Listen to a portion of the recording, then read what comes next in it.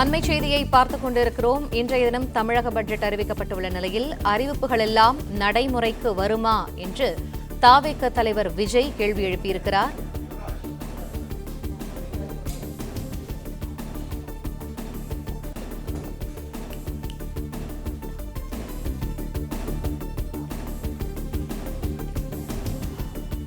தமிழக பட்ஜெட்டில் வெளியிடப்பட்டுள்ள அறிவிப்புகள் எல்லாம் நடைமுறைக்கு வருமா என்று தாவேக தலைவர் விஜய் கேள்வி எழுப்பியிருக்கிறார்.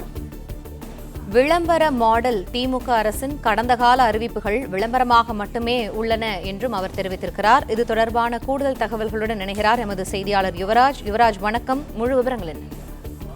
வணக்கம். தமிழக அரசு இன்று தாக்கல் செய்துள்ள பட்ஜெட், அதாவது 2025 மற்றும் 2026 அந்த பட்ஜெட் தாக்கல் குறித்தான அந்த தன்னுடைய கருத்தை தமிழக வெற்றி கழக தலைவர் விஜய் தெரிவித்திருக்கின்றார்.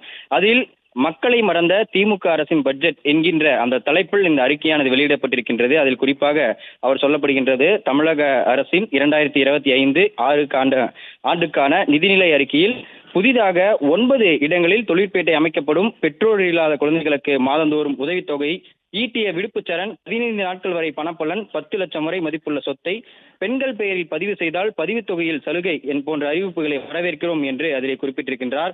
அதே போன்று அறிவிப்புகள் எல்லாம் நடைமுறைக்கு வருமா என்ற பலமான கேள்வி எழாமல் இல்லை. காரணம், இந்த விளம்பர மாடல் அரசின் கடந்த கால வெற்றி விளம்பர அறிவிப்புகளே புதிய அரசு கலை மற்றும் அறிவியல் கல்லூரிகள் அமைக்கப்படும் என அறிவிக்கப்பட்டுள்ளது. ஆனால் கல்லூரி கல்வியின் தரத்தை நிலைநிறுத்த என்ன முன்னெடுப்பை எடுக்க போகின்றீர்கள் என்ற அந்த தன்னுடைய கேள்வியை முன்வைத்திருக்கின்றார். அதே போன்று அடிப்படையான சாலை வசதிகளை கவனிக்காமல் அன்புச்சோலை போன்ற போலி அக்கறை காட்டும் வெற்றி அறிவிப்பு ஏன் என்ற தன்னுடைய கேள்வியை தொடர்ந்து வைத்துக் கொண்டே வருகின்றார். அதே போன்று கல்லூரி மாணவர்களுக்கு மீண்டும் மடிக்கணினி வழங்கப்படுவது போல பள்ளி மாணவர்களுக்கு எப்போது வழங்கப்படும் என்ற அறிவிப்பு இல்லையே, ஏன் என தன்னுடைய அந்த கேள்வியை தெரிவித்திருக்கின்றார். அதே போன்று ஆசிரியர் பணியிடங்கள் நிரப்பப்படும் என்ற அறிவிப்பு வெற்றிடங்களை நிஜமாகவே நிரப்பும் அறிவிப்பா, இல்லை வழக்கம் போலான விளம்பர மாடல் அரசின் வெற்றி அறிவிப்பா என்பது போக போகத்தான் தெரியும் என குறிப்பிட்டிருக்கின்றார். அண்ணா பல்கலையே தரவரிசையை மேம்படுத்தும் அறிவிப்பெல்லாம் இருக்கட்டும், முதலில் அண்ணா பல்கலையில் பயிலும் மாணவ மாணவிகளுக்கு முறையான பாதுகாப்பை உறுதி செய்யுங்கள் என குறிப்பிட்டிருக்கின்றார். மக்கள் பாதிக்கப்படாத வண்ணம் புதிய விமான நிலையம் அமைக்கப்படும் என்ற தமிழ்நாட்டு அரசின் அறிவிப்பு குறித்து இந்த நிதிநிலை அறிக்கையில் விளக்கப்படவே இல்லை எனவும், மாறாக மக்கள் நலன் சார்ந்த எந்த விளக்கமும் இல்லாமல் பரந்தூர் விமான நிலையம் அமைக்கும் பணிகள் விரைவுபடுத்தப்படும் என்ற அறிவிப்பு பரந்தூர் பகுதி விவசாய பெருங்குடி மக்களுக்கு செய்யப்படும் துரோகமாகவே இருக்கும் என குறிப்பிட்டிருக்கின்றார். கடந்த மாதத்தில் பரந்தூர் மக்களுக்கு ஆதரவாக விஜய் காஞ்சிபுரம் பரந்தூர் மாவட்டத்தில் இருக்கக்கூடிய அந்த களத்திற்கு நேரடியாகவே சென்று தன்னுடைய ஆதரவை அந்த மக்களுக்கு தெரிவிப்பதாக தெரிவித்திருக்கின்றார். இந்நிலையில் தமிழக அரசு பரந்தூர் விமான நிலையம் அமைப்பதற்காக துரிதமான நடவடிக்கைகள் மேற்கொள்ளப்படும் என தெரிவித்திருக்கக்கூடிய நிலையில் அதற்கு எதிராக எந்த ஒரு அறிவிப்பும் இல்லாமல் இப்படி விரைவுபடுத்தப்படும் என்ற அறிவிப்பு பரந்தூர் விவசாய மக்களை செய்யும் துரோகமாக கருதப்படும் என்று அதில் குறிப்பிட்டிருக்கின்றார். அதே போன்று விலைவாசி ஏற்றத்தை கட்டுப்படுத்த எந்த நடவடிக்கையும் இல்லை. தேர்தல் வாக்குறுதியான கேஸ் மானியம் ₹100 வழங்கப்படும் என்று என்ன ஆனது என்று தெரியவில்லை. அதே போல பெட்ரோல் டீசல் விலை குறைப்பு வாக்குறுதியில் சொன்னது போல முழுமையாக நிறைவேற்றப்படவில்லை. மேலும் ரேஷனில் சர்க்கரை கூடுதலாக வழங்கப்படும் என்பது உள்ளிட்ட பல்வேறு தேர்தல் வாக்குறுதிகளும் என்ன ஆனது என்றே தெரியவில்லை என தனது கேள்விகளை அடுக்கடுக்காக இந்த அறிக்கையின் வாயிலாக தெரிவித்து வருகின்றார்.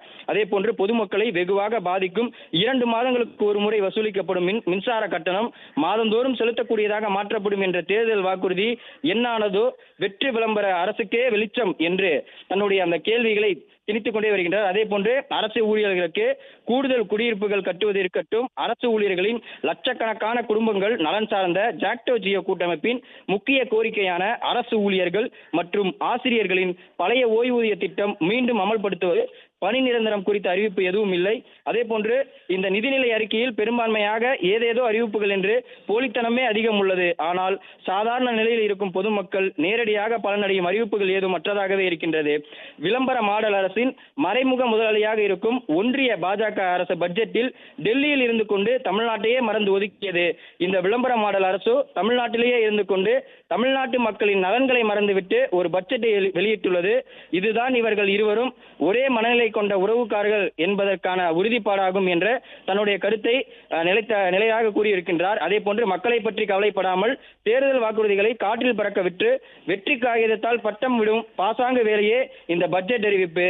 இந்த ஏமாற்று வேலைகளுக்கு எல்லாம் மக்கள் கொடுக்கும் மிகப்பெரிய பதிலடியாக 2026ஆம் ஆண்டு சட்டமன்ற தேர்தல் முடிவுகள் இருக்கும். இதை இந்த வெற்றி விளம்பர மாடல் திமுக அரசு விரைவில் உணரும் என்று இந்த அறிக்கையின் வாயிலாக தெரிவித்திருக்கின்றார் தமிழக வெற்றி கழக தலைவர் விஜய்.